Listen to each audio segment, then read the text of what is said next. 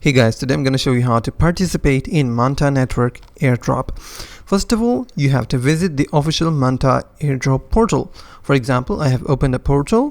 From here, all you have to do is connect your wallet. From here, you will see 4 basic wallets, and if you click on all wallets, they have 440 plus wallets. You can connect your wallet from here.